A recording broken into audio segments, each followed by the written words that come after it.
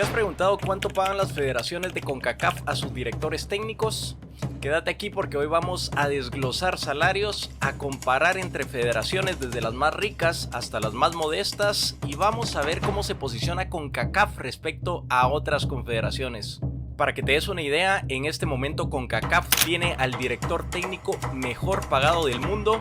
Y esto no es una coincidencia porque la industria del fútbol en esta región es muy grande y solo en 2022, según AP News, un medio de comunicación estadounidense, uno de los técnicos en la región facturó $2.2 millones, esto más bonos y premios, un monto comparado al salario base de David Cook, el CEO de Apple, o David Solomon, el CEO de Goldman Sachs, la empresa de valores y banca en Estados Unidos, claro, siempre manteniendo sus límites. Bienvenido, esto es Sexy Fútbol.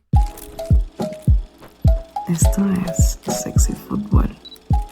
¿Qué onda? ¿Cómo están? Yo soy Milo, qué placer platicarles acerca de fútbol y bienvenidos. Te recuerdo que si aún no me seguís lo puedes hacer en TikTok, @sexyfutbol_, YouTube, @sexyfutbol_Milo. Hoy vamos a hablar de un tema muy interesante que es cuánto está pagando CONCACAF a los cuerpos y directores técnicos de cada una de las selecciones.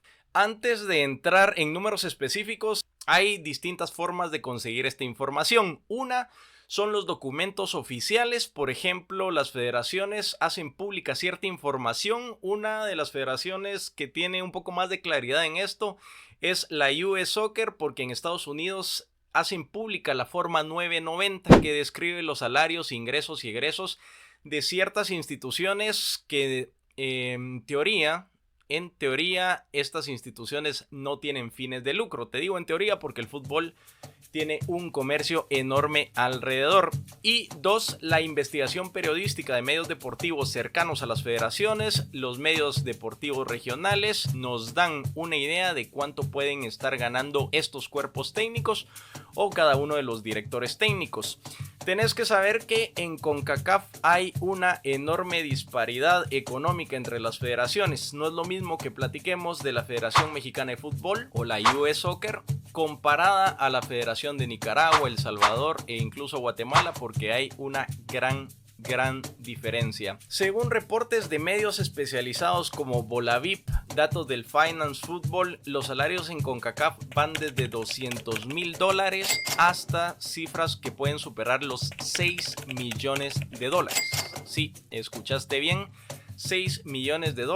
Poniéndolo en perspectiva, CONCACAF tiene el salario más alto de la región. Vamos a platicar acerca de cada una de las federaciones para que sepamos cómo se mueve el negocio del fútbol y cuáles son las inversiones que están haciendo las selecciones en su cuerpo y directores técnicos. Iniciamos con la Federación Mexicana de Fútbol, que desde julio del 2024 presentó a Javier Aguirre como director técnico del primer equipo, acompañado por todos los integrantes de su cuerpo técnico, entre ellos un histórico del fútbol mexicano, el ex defensa central Rafa Márquez, por el cual tuvieron que pagarle una cláusula al FC Barcelona para que lo dejara libre. Se estima que la cláusula que pagó la Federación Mexicana de Fútbol al Barcelona para dejar libre a Rafa Márquez fue una cláusula de entre 2 y 3 millones de euros. Y hasta el momento no hay una confirmación oficial del salario que devenga Rafa Márquez, pero hay un estimado anual que oscila alrededor del $1 millón para el asistente de Javier Aguirre, ex defensa central y figura histórica del fútbol mexicano. En CONCACAF la plantilla salarial de México suele ubicarse entre las más elevadas de la región y usualmente sus entrenadores están en el top 5 de los salarios en esta confederación. Si comparamos a Guatemala, Costa Rica, Jamaica y todos los países del Caribe, refleja una mayor capacidad económica para los mexicanos en cuanto al ingreso y al manejo de los recursos. Ahora, así como manejan sus inversiones y sus recursos, te has de preguntar de dónde sale el dinero para costear a la selección azteca. Los dos grandes motores financieros de la selección mexicana son los derechos de transmisión, que son los contratos históricos con Televisa y TV Azteca para la transmisión de los partidos y todos los productos digitales de la federación, y los patrocinios y la venta de la marca. la selección genera ingresos importantes por la venta de camisetas, las tiendas oficiales y las licencias deportivas.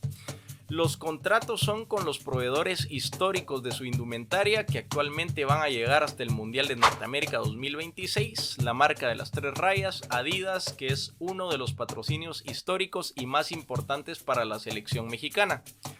Además de estos patrocinios comerciales, marcas, camisetas y los acuerdos con bancos hacen que la selección mexicana genere ingresos no solo por la actividad realizada en CONCACAF, sino también por las giras y los amistosos internacionales que puedan tener. También hay aportes en competiciones que da la FIFA. En este momento que ellos son parte de la organización del Mundial, la FIFA está involucrada con toda Norteamérica, con la Federación de Canadá, Estados Unidos y con México, financiando algunos costos de la logística mundialista. ¿Cómo se estructuran los pagos de los directores técnicos y el staff? Los contratos usualmente incluyen salario base, bonos por objetivos y pagos por las giras o los partidos amistosos que puedan tener. El cuerpo técnico generalmente tiene contratos asociados o complementarios que pueden depender del director técnico o en ocasiones pagados por un mutuo acuerdo con terceros. Por eso los totales pueden variar según el medio que lo esté publicando. México ha sido de los países que más invierte en su selección. En la historia reciente recordamos a Gerardo el Tata Martino, que tenía un salario cercano a los 2.9 millones de dólares anuales. Diego Coca se mantuvo con alguna diferencia estimada en los 2.2 millones de dólares anuales, que era un ingreso aproximado de 183 mil dólares al mes. Y el Jimmy Lozano bajó un escalón y mantenía un salario de 1.75 millones de dólares al año. El actual director técnico de México, Javier Aguirre, tiene un salario cercano a los 2.9 millones de dólares anuales. Aguirre, dentro de su amplia carrera y trayectoria futbolística, fue nominado al mejor director técnico, al premio The Best 2025 como entrenador del año, y sin duda alguna es uno de los mejores entrenadores en toda el área de CONCACAF y América Latina. Ahora nos movemos a Centroamérica y el Caribe, donde los presupuestos son más limitados, pero eso no significa que no haya inversión. El ejemplo mediático más conocido hasta el momento es el de Thomas Christiansen, el entrenador de Panamá, que vivió un salto la selección canalera desde su clasificación por primera vez en 2018 a un mundial, y a partir de ese momento la federación aumentó la inversión para mantener el nivel competitivo de la selección. Y esto explica la disposición a pagar técnicos con experiencia mundial e internacional. La FEPAFUT obtiene ingresos por sponsors, derechos de transmisión y ocasionalmente ayudas de la FIFA. La FIFA tiene un programa que se llama FIFA Forward, y con este programa brinda apoyos económicos a ciertas federaciones para que puedan mantener su gestión. Las ventas en la taquilla también son parte importante de los ingresos de la Federación Panameña de Fútbol, y los gastos de director técnico se argumentan en Panamá como una inversión para mantener el proyecto internacional. Los medios de comunicación locales reportan que Christiansen percibe un salario cercano a los 70 mil dólares al mes, que son unos 840 mil dólares al año. La Federación Panameña confirmó extensiones de contrato y algunos hablan de un monto cercano a $1 millón anuales. Esto duplica la cifra que se reportó en 2018 cuando Hernán El Bolillo Gómez dirigió a la selección canalera llevándolos por primera vez al Mundial. En aquella ocasión se reportó un ingreso anual para El Bolillo cercano a los $500,000. Nos vamos a Nicaragua, que tiene menor desarrollo estructural que otros países. La liga doméstica presenta menor competitividad, lo que refleja salarios más bajos y menor demanda de técnicos top a nivel mundial. Aparte de tener menos ingresos, sus programas están bastante ligados a las ayudas de la FIFA. Los sueldos altos para un director técnico en Nicaragua son excepcionalmente raros. Se priorizan técnicos locales y si son extranjeros se incorporan cláusulas por resultados. Las fuentes públicas son escasas, sin embargo, algunos medios de comunicación cercanas a la federación han citado cifras mucho más modestas que el resto de federaciones en la región. El técnico actual, el chileno Marco Antonio Figueroa, se cree que devenga cerca de los $19,000 mensuales, que son alrededor de unos $228,000 al año. Siguiendo el camino por Centroamérica, nos vamos a El Salvador, que históricamente ha reportado sueldos y cifras desde los $15,000 hasta los $30,000 mensuales para algunos técnicos. Esto dependiendo si se incluye el cuerpo técnico, si incluyen los bonos y los premios, pero el proyecto salvadoreño suele ser inestable y tiene una alta rotación de directores técnicos. Actualmente el colombiano Hernán El Bolillo Gómez, el técnico colombiano con amplia trayectoria en selecciones, siendo seleccionador de Colombia, Ecuador, Panamá, Honduras y Guatemala, le da experiencia en el área. Fue anunciado como director técnico en el 2025 para recuperar el nivel en eliminatorias y los torneos regionales. El staff del Bolillo incluye a Edgar Carvajal, asistente técnico, y Mauricio Roldán, preparador físico, un cuerpo técnico con experiencia, y los reportes periodísticos regionales publican rangos totales del contrato del Bolillo y el cuerpo técnico. Se estima que el salario de El Bolillo Gómez ronda unos $25,000 mensuales, que son alrededor de $300,000. Costa Rica, el 10 de enero del 2025, anunció a su nuevo director técnico. Los ticos recibieron una gran sorpresa cuando supieron que uno de los mejores entrenadores de la región asumiría el cargo. Conocido por su etapa con la selección mexicana y por dirigir a clubes como América, Tijuana, Tigres y otros equipos relevantes, fue presentado como el nuevo DT, Miguel El Piojo Herrera. En la presentación se informó que tendría un equipo técnico con 3 colaboradores mexicanos y la incorporación de un exjugador costarricense, Paulo César Wanchope. Infobae, El Gráfico y otros medios regionales reportaron un salario con un monto de $360,000 anuales, o sea unos $30,000 mensuales. El monto que gana en este momento el Piojo Herrera es sustancialmente menor que el monto recibido por el argentino Gustavo Alfaro, que se estima cuando fue entrenador de la selección tica estuvo ganando alrededor de $750,000 anuales, y algunas otras fuentes confirman que estuvo rodeando el $1,000,000 anuales. Llegamos a Guatemala, que a diferencia de las federaciones más grandes, los ingresos provienen principalmente de patrocinios, venta de entradas para partidos amistosos, las giras que usualmente se hacen en Norteamérica y los aportes de la CONCACAF y la FIFA por competiciones que pueden ser competiciones como la Copa Oro.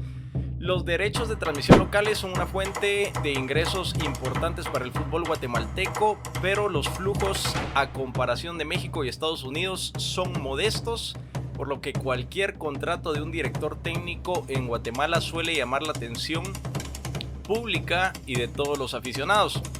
En los últimos años, Guatemala ha combinado nombramientos de técnicos extranjeros y técnicos locales. Los montos y las cifras muestran que el gasto en el cuerpo técnico es una partida relevante en el presupuesto de la Federación Nacional de Fútbol, que es la FEDEFUT, y hay datos públicos y reportes periodísticos que permiten estimar salarios y contratos concretos para el cuerpo técnico actual y por lo menos para los últimos directores técnicos que han estado al mando de la selección guatemalteca.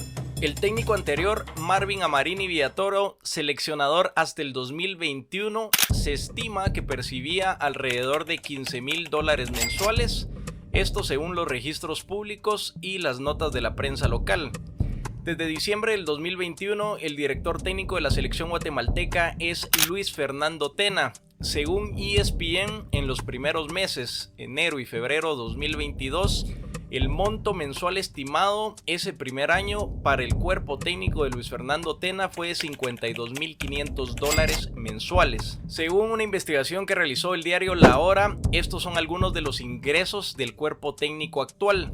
Salvador Luis Reyes, el asistente técnico, gana $193,000 anuales. Marvin Cabrera, $180,000 anuales. El preparador físico Iván Castillo, $67,000 anuales. El entrenador de porteros Benjamín Pérez, $37,000 anuales. El médico Errol Méndez, $33,000 anuales. El kinesiólogo Nelson Funes, $15,000 anuales. Y Rigoberto La Chula Gómez, que es parte del cuerpo técnico, $52,000 anuales. Según los documentos y reportes periodísticos basados en portales de información pública y Guatecompras, indican que Luis Fernando Tena inicialmente percibió un salario de $35,000. Esto habría sido pactado como un sueldo mensual, que son unos $420,000 anuales más las variables.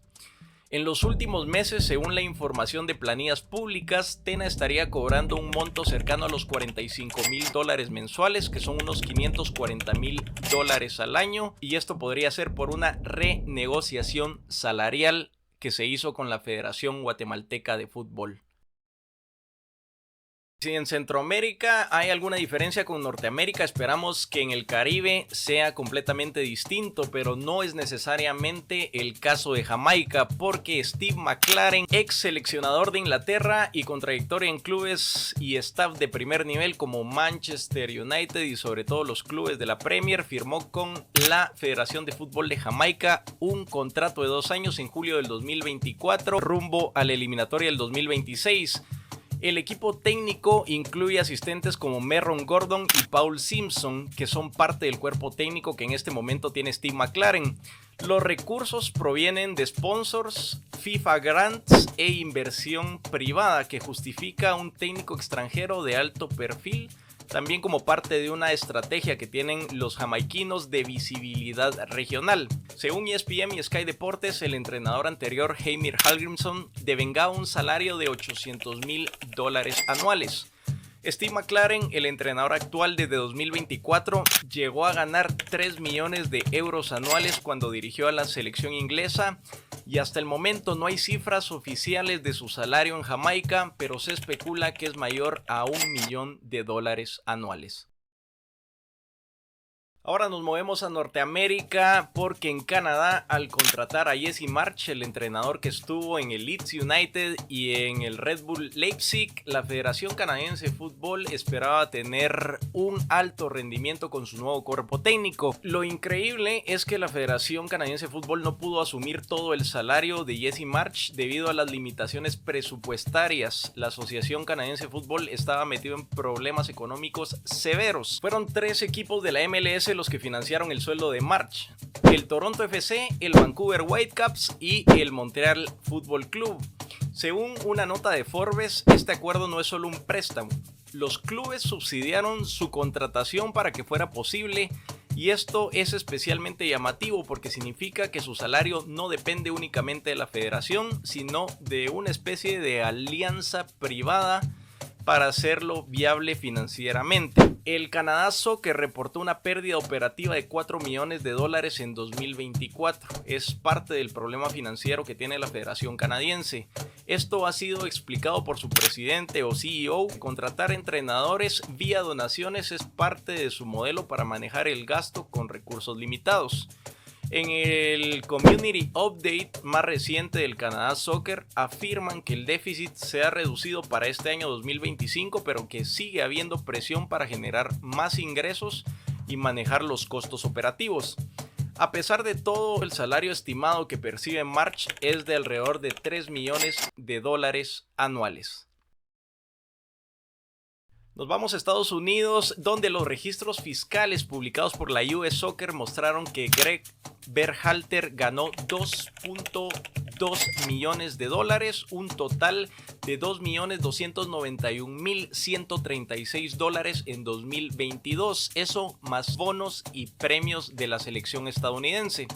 El documento fue difundido públicamente en la web de la federación y reproducido por AP News y otros medios de comunicación. El fichaje de Mauricio Pochettino por el US Soccer fue un salto extra en Estados Unidos, que ya sabemos que ofrece salarios competitivos y de primer nivel, pero este fichaje rompió todos los récords. Hay que tener en cuenta que no es solo la Federación de Fútbol estadounidense, sino también recibe ayudas y donaciones privadas.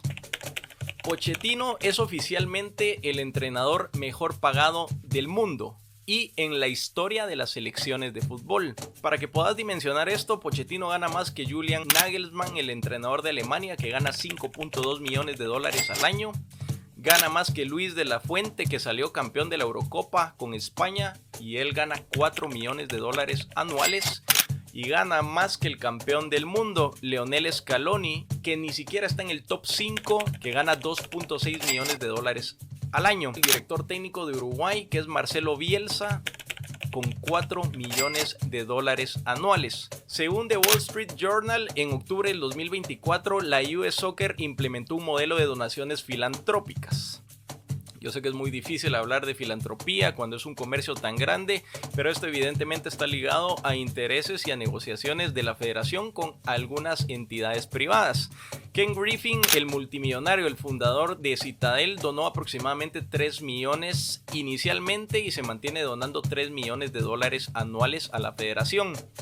Arthur Blank, el dueño de los Atlanta Falcons, donó 50 millones para un centro de entrenamiento de la US Soccer, y el modelo de deportes universitario fue adoptado por la US Soccer para poder financiar el fútbol. Es inédito, pero es una forma que les está funcionando hasta el momento. Y mucha atención, porque hemos hablado de gastos e inversiones en distintas federaciones, pero es poca la información pública de sus recaudaciones, no en Estados Unidos. La US Soccer plantea multiplicar los ingresos reportados en 2023 de $149 millones anuales a $500 millones para este 2025, sin tomar en cuenta lo que se viene para el Mundial Norteamérica 2026. Pochettino incluso aceptó recortar su salario habitual de clubes para dirigir. El objetivo es conseguir un título mundial en 2026. Actualmente gana una cantidad cercana a los $6 millones anuales más las variables. ¿Cómo es posible esto? Por el modelo económico de la US Soccer, que tiene ingresos por derechos de transmisión, sponsors, donaciones privadas, además de algunas campañas que incluyen aportes de terceros para atraer a técnicos de alto perfil. Y como vimos, el fútbol es una industria que genera millones de dólares, que como cualquier otra industria, mientras más se invierte, más se desarrolla y más se gana. Para que tengamos un punto de comparación, estos son los salarios reportados en la Copa América 2024. Marcelo Bielsa, director técnico de Uruguay, $4 millones anuales. Dorival Jr., el director técnico de Brasil, $4 millones anuales. Ricardo Gareca, director técnico de Chile, $3.7 millones anuales. Néstor Lorenzo, director técnico de Colombia, $2.4 millones anuales. Lionel Scaloni, el argentino, $2.6 millones anuales, y en este momento no está en el top 5 de directores técnicos mejor pagados. ¿Qué es lo que nos dicen estos números? La brecha es enorme si tomamos en cuenta que Estados Unidos paga 7 veces más que algunos países centroamericanos. La inversión no garantiza éxitos deportivos. México paga bien, pero ha tenido resultados inesperados y todavía no se ha clasificado ese quinto partido. Los modelos innovadores de Canadá y Estados Unidos están tomando la filantropía, entre comillas, porque hay negociaciones con empresas privadas para financiar a sus selecciones. Rumbo al 2026, con el Mundial en casa, Estados Unidos y México están apostando fuerte. La pregunta que nos hacemos es, ¿vale la pena pagar tanto dinero? Si vemos estas cantidades como inversión de la industria y el capital que generan, la respuesta corta es que sí. Pero debemos de tomar en cuenta que esta inversión es apenas un porcentaje menor respecto a los gastos totales de una federación. Y si te preguntas por qué se invierte tanto y hay poco desarrollo deportivo en la región, la respuesta es que la inversión destinada a la formación y desarrollo de los futbolistas no está siendo bien administrada, y siendo esto lo que da resultados deportivos, es evidente que la prioridad de cada una de las administraciones se plantea respecto a las selecciones mayores, dejando de lado las fuerzas básicas, infraestructura y proyectos que den resultados sustanciales a largo plazo en cada uno de los países de la Confederación. Cada vez que escuchamos cifras millonarias, tenemos que recordar que la la inversión no está necesariamente dando frutos colectivos o deportivos. Tenemos que saber que como cualquier mercado, el dinero busca generar más dinero y eso no significa que vayan a haber más beneficiados. Si te gustó el video, suscríbete, dale pulgar arriba. Bienvenido a la Sociedad del Balón. Te recuerdo que me puedes seguir en TikTok @sexyfutbol_ y en YouTube @sexyfutbol_ Y te espero en un próximo episodio hablando de lo que más nos gusta, que es el fútbol.